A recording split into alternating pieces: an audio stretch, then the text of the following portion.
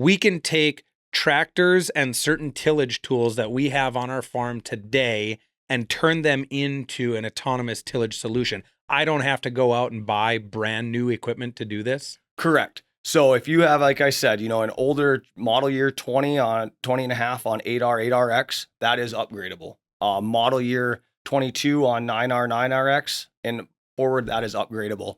There is a difference or a level of what it entails to install that puck. The older you get, obviously, the more labor intensive it gets to install that puck for various reasons. When you get to model year 25 on a tractor now, you're going to have autonomy ready from the factory.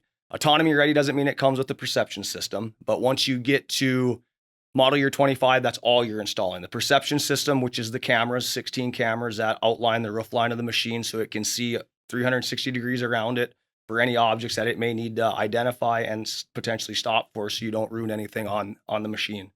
And then there's the VPUs, which is also part of the perception system, but that's the visual processing units. And those are just processing the images that are coming through the tractor so it can make decisions.